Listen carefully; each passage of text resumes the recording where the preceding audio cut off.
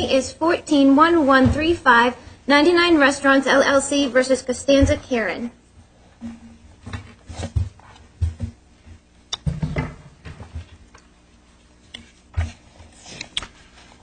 May it please the Court, Bert Rublin on behalf of the appellant 99 Restaurants. With the Court's permission, I'd like to reserve 2 minutes for rebuttal. You may have it. Thank you. You may end up with a little more time because I'd like to talk to you about the case. The arguments are very close. This is very difficult.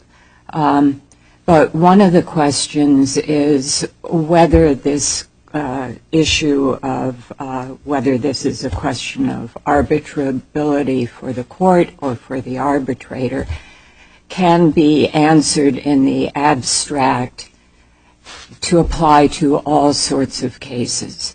This is a wage and hour case, and the employer has effectively locked up all of the employees into these arbitral agreements. So the consequences of this case are truly enormous, because if all employees in the restaurant field do that, and unless you're going to agree to class-wide arbitration in the arbitral agreement, which you'll never do, the net result may well be that the only enforcement actions available will be those brought by the Secretary of Labor. Are you following me thus far? I'm following you so far. Okay. So I'm making an assumption that arbitrators might be slightly more favorably inclined to class actions than courts would be, especially with the Supreme Court language discouraging class action arbitrations. So I think we have actually in this little case a momentous issue.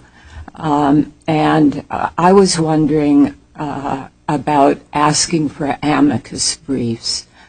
I know you'd like to get the case resolved quickly, but it may be we would like to have a bit more assistance on this question of in the wage and hour law context, where the statute itself authorizes an employee to bring an action on behalf of all those similarly situated.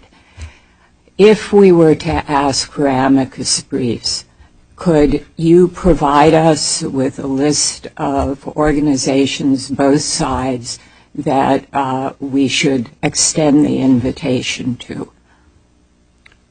I can't speak for my brother, but I could certainly provide the court in a matter of, 2 weeks with a list of potential organizations? No. Within 1 week. Oh, 1 week. So we can get the invitation out, because then they're going to want a month or two to file a brief. Certainly. Your Honor, could I speak to the issue that you've raised about... Yes, please. I just wanted to give you fair notice of what at least I am worried about. Right. As a threshold matter, Your Honor, I would point out that there has been no unconscionability challenge to this arbitration agreement by Ms. Kiran. I would also point out that class action waivers in the context of employment agreements have been approved, including by the Supreme Court. The Supreme Court decision in Concepcion, I think, pretty well addressed the issue of the enforceability of class action waivers in the class action context. And I would also point out that the Massachusetts State Supreme Judicial Court just last year rendered 2 decisions, one of which was under the Massachusetts Wage Act, the same act that's implicated in this case, in which the Massachusetts court, and this is the Machado case versus System 4, it's cited in the briefs, and in particular there's a block quote in our reply brief, specifically said that notwithstanding the statutory right under the Massachusetts Wage Act to bring a class action, that federal law under the FAA preempts that statutory right, and that non-consensual class arbitration is not permitted as a matter of federal law. Therefore, notwithstanding the state statutory right to bring a Wage Act claim, and that was in the context of a class action waiver, there was no ability on the part of the employee in the Machado case to proceed on a class basis. Now, we don't have a class action waiver here. What we have here is a silent arbitration clause, and the issue presented for this court is who decides. Right. And I don't know that we can draw any inference or make any assumptions as to whether arbitrators as a whole are more favorably inclined to construe silent arbitration agreements as allowing class proceedings or not. Except your opponent is arguing for that outcome, so I assume he thinks he gets some advantage. Well, it's unclear, Your Honor. If you look at the AAA class arbitration docket, you will see myriad decisions coming out both ways. And it's also important to bear in mind, Your Honor, that under the AAA rules, whoever loses in a clause construction award, that is the decision interpreting the agreement to ascertain whether it permits the availability of a class proceeding. It's not the class certification decision itself, but just a threshold question of whether class arbitration is available. Whoever loses that clause construction award has a right to appeal to the district court, and that decision can ultimately be appealed to a court of appeals. That's exactly what happened in the Opalinsky case that we submitted in our Rule 28J letter from the Third Circuit not too long ago. What happened there was the district court had granted the defendant's motion to compel arbitration, but found that it was up to the arbitrator to decide whether class arbitration was available. There was a clause construction award by the arbitrator in favor of the plaintiff, saying that class arbitration was available. Motion to vacate filed in the district court, denied, was affirmed. It goes up on appeal. So either way, Your Honor, the courts ultimately get to resolve these issues, whether it's in the first instance, as we suggest, or by way of appeal from a decision by the arbitrator.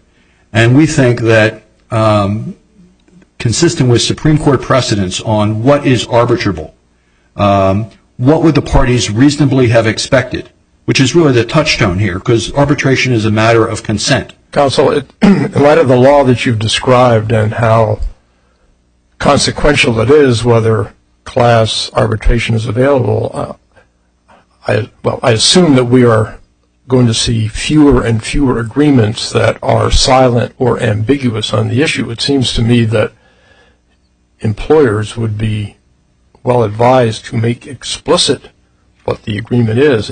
Now, I guess the agreements that we're talking about here have some age to them, and some of them predate the case law that you've described, but I would imagine in the future there's not going to be silence or ambiguity on this issue. Judge Lippes, not only is that likely in the future, that has already transpired. In the wake of Stolt-Nielsen and Concepcion, I think it's fair to say that agreements like this one, that is at issue before this court, are an anachronism. And that by and large, in many industries, not just the employment context, we do see class action waivers. Now, I do want to emphasize... Just that statement, does that affect your view at all of the utility of the kind of amicus contributions that we're seeing? No, this is an important issue. There are other cases that are still out there in the pipeline where this issue has been teed up. There's a pending case in the Ninth Circuit.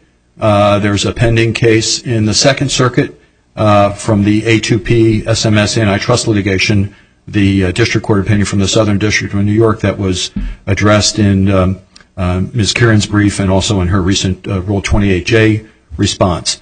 So it is an issue that is coming up far less frequently because, to be honest, silent arbitration agreements are, in this day and age, rather unusual. But I do think there are a number of interested parties on both sides of the aisle who would be interested in lending their views to the court in addressing this case. Now, if I could speak to the issue... Yes, you may. If I could speak to the issue of arbitrability. We obviously have submitted 2 circuit court opinions rendered just within the past year. They were both unanimous. They were both very well reasoned, cogent. We submit that they are fully consistent with Supreme Court precedents concerning both class actions in arbitration, the fundamental and important consequences of allowing class arbitration, which Chief Judge Lynch, you addressed in your decision in Fantastic Sam's. Judge Lippes, you addressed in the Christian versus Comcast case. You specifically rejected the notion, which is proffered here by my brother, that a class action is merely a procedural device that should be relegated to arbitrators because it's just a matter of procedure. That's always the problem in the law. We set up a 2-part test, and then there's something that's in between. Right. And I would suggest, following up on the Christian case, that rather than the Fantastic Sam's case, upon which my brother places such great reliance,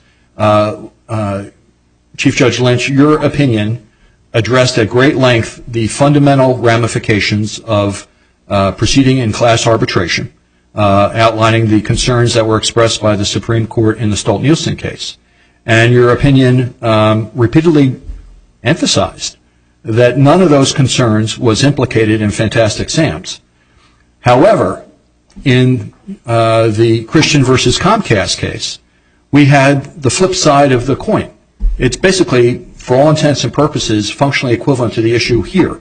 Judge Lippes, your opinion addressed the issue of whether a class action waiver was enforceable and who should make that decision. Is that a procedural issue that should be left for arbitrators? And that's the position that Comcast took in that case. As an aside, I would note that it's somewhat ironic that Comcast took that position, but that shows the opinion was back in 2006. That's right.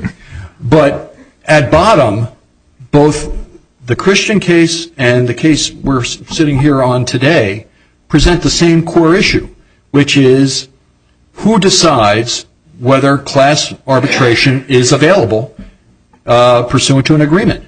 And I would submit that just as the issue of the enforceability of a class action waiver, because of its substantive implications, which were emphasized in the Christian decision, is a gateway issue of arbitrability that is presumptively reserved for the courts, so too here, the availability of class arbitration has the same substantive implications and should likewise be deemed a gateway issue presumptively reserved for the courts.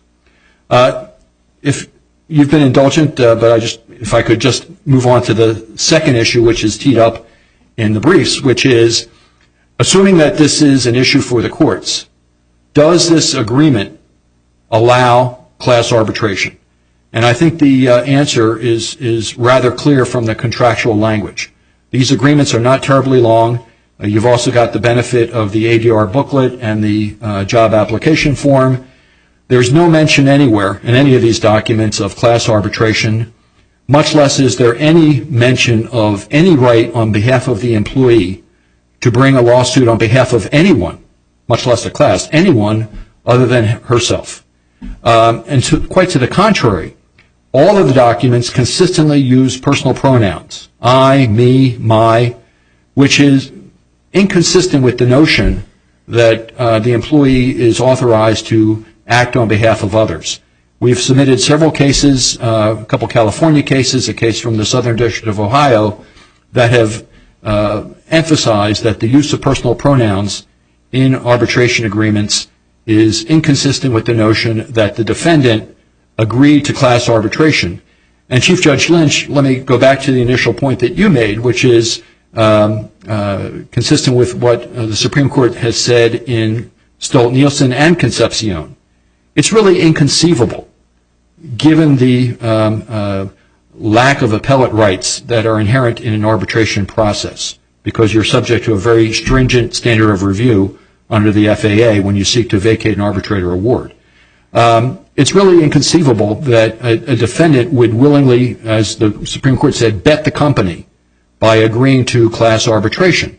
So there needs to be some evident in the contract that suggests that the company agreed to class arbitration. But counsel, this any and all claims language has been read at times to provide a contractual basis for the conclusion that the company has agreed that an issue like whether class arbitration is available will be decided by the arbitrator, even at the level of the Supreme Court. Well, the any and all claims language, first of all, is a standard boilerplate clause that is utilized in just about every arbitration agreement. It's form language that's suggested by the AAA and other arbitration organizations. The Supreme Court majority opinion in Stolt-Nielsen rejected the use, and Justice Ginsburg dissented, but the majority found that the use of the any and all disputes language was not sufficient to create a right to class arbitration.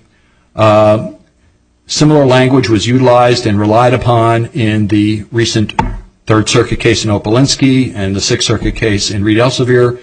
We've also cited a Fifth Circuit case that pointed out, and this is the Reed versus Metropolitan University case, and dealt specifically with that issue, and basically said it would turn Stolt-Nielsen on its head, because you would basically, in the context of every arbitration agreement, because it is boilerplate,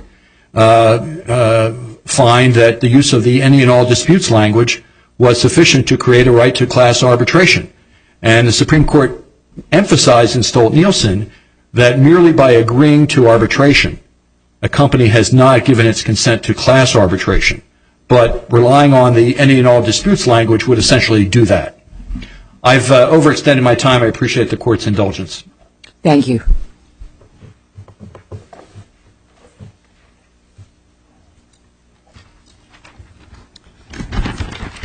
Good morning, and may it please the Court.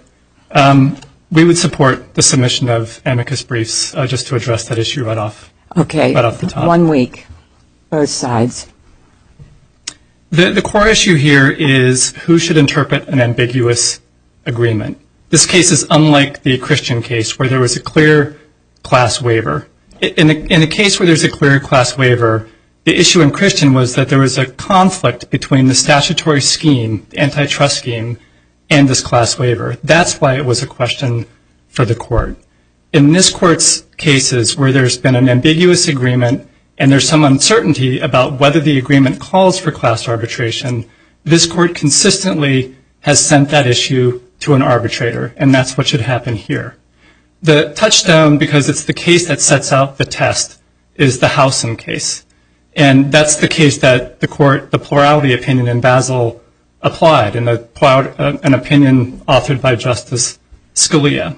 And the test in Howsam, there's both a general standard and then there's a more specific test. And my brother touched on this general standard in his argument. And that general standard is whether this is a narrow kind of issue that the parties would have expected a court to decide, or whether it's an issue that they would have expected an arbitrator to decide.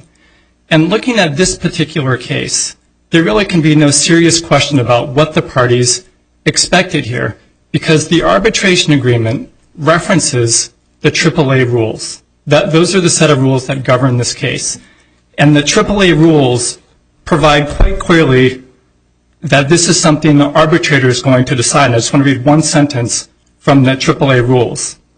Upon appointment, the arbitrator shall determine as a threshold matter in a reasoned partial final award on the construction of the arbitration clause, whether the applicable arbitration clause permits the arbitration to proceed on behalf of or against a class. This is the clause construction award.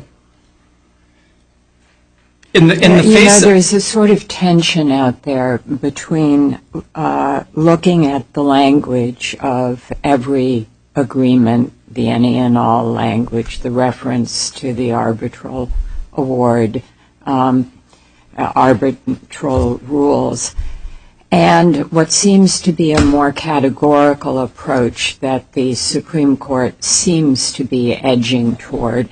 Certain issues like whether a class can be certified are so consequential that they want to reserve that for the courts to decide.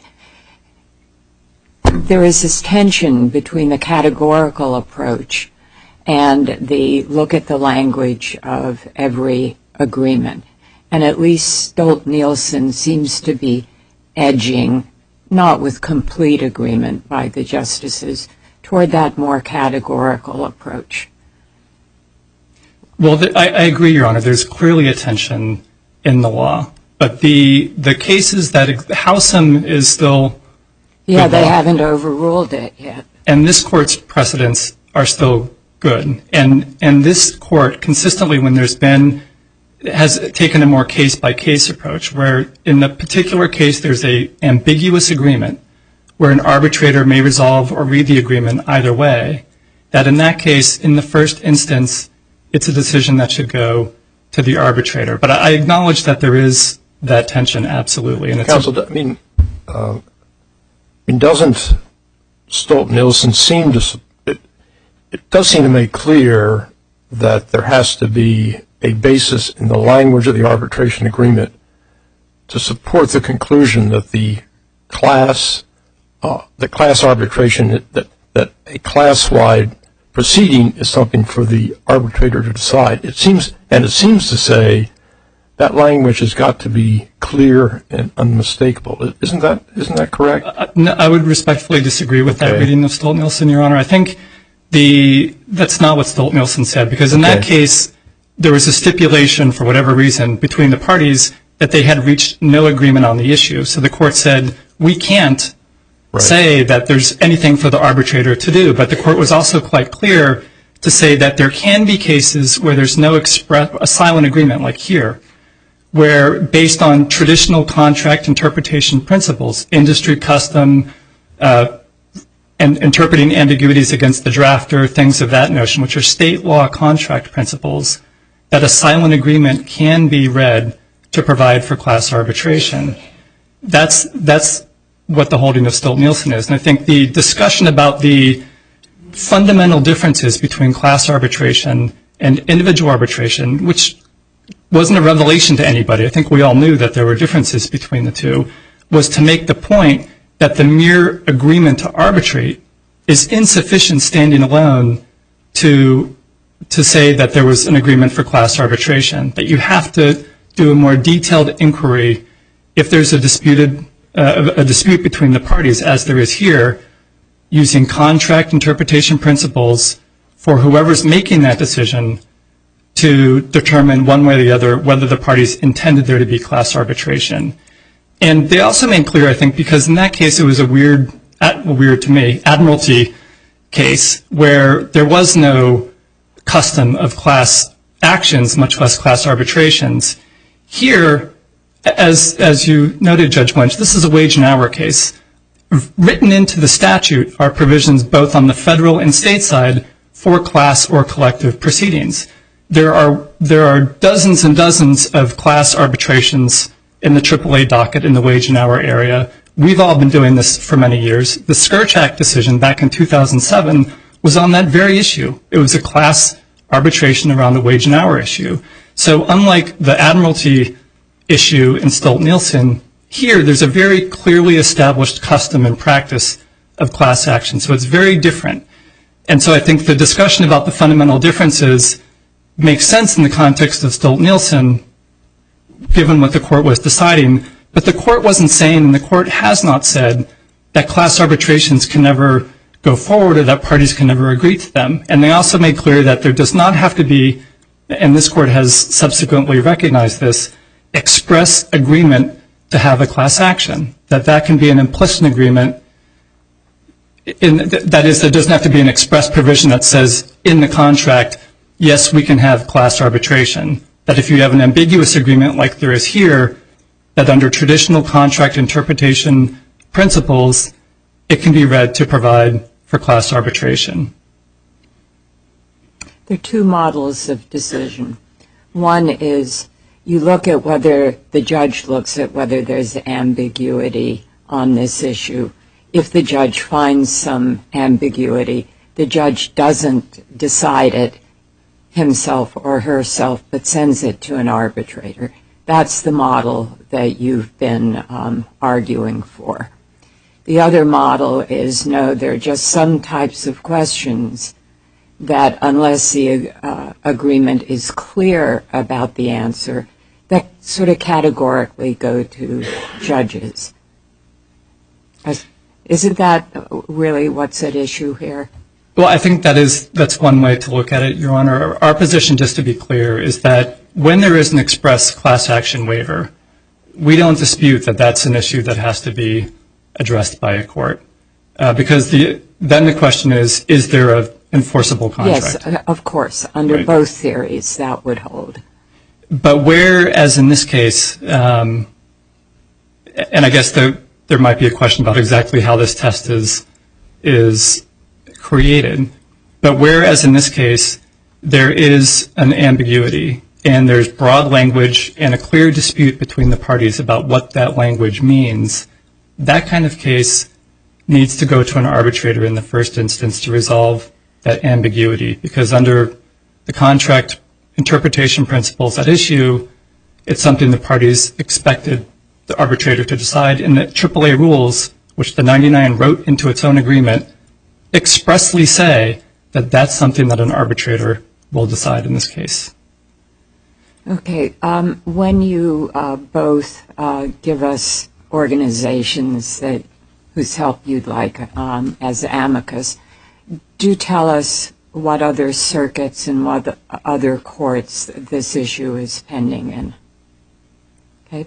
Yes, Your Honor. Thank you. Thank you. Yes, you do. Yes. I know I overextended my time, but appreciate your indulgence. I want to very quickly address my brother's arguments in short order. His primary argument seems to be that there's ambiguity in the contract, ergo this should be sent to an arbitrator to decide whether class arbitration is available. I submit first that there is no ambiguity in this contract. There's no reference to class arbitration. There's no reference to... But your argument is not dependent on that proposition, correct? Correct. But I do want to stress one thing with respect to ambiguity. If that's the argument, that is inconsistent with Supreme Court precedent. In the first options of Chicago case versus Kaplan, the Supreme Court made it very clear that given the principle that a party can be forced to arbitrate only those issues it specifically has agreed to submit to arbitration, one can understand why courts might hesitate to interpret silence or ambiguity on the who should decide arbitrability point as giving the arbitrators that power, for doing so might too often force unwilling parties to arbitrate a matter they reasonably would have thought a judge, not an arbitrator, would decide. The Supreme Court has repeatedly held that there's a very stringent test. In the Renner Center case, they called it a heightened standard of proof. And what they've said over and over again, Your Honors, is it requires clear and unmistakable evidence to overcome the presumption that the gateway issue is decided in the first instance by the court. When you have ambiguous language, that is not enough. And that's what the Sixth Circuit said in Reed Elsevier. At most, if there's ambiguous language, and we don't think there is here, that is not enough to meet that heightened standard of proof. Second, very quickly, my brother read from Rule 3 of the supplementary rules of class arbitration. The supplementary rules are nowhere mentioned in any of the documents signed by Ms. Kiran. There's no reference, there's no incorporation by reference of the supplementary rules. And indeed, the employment rules which govern this contract themselves don't incorporate the supplementary rules. And finally, the very same rule that my brother relies upon was raised in the Reed Elsevier case, and the Sixth Circuit rejected it, noting that the supplementary rules themselves say that the rules should not be relied upon as evidence either for or against class arbitration. Very last point, Your Honors, with respect to Massachusetts and the Wage Act, the decision in Machado specifically said, quote, "It is of no avail that a particular state statute like the Wage Act provides for a substantive right to bring a class proceeding. The Supreme Court requires mutual consent to class arbitration." That was just last year in the Machado case. Okay. Thank you, Your Honors. Thank you.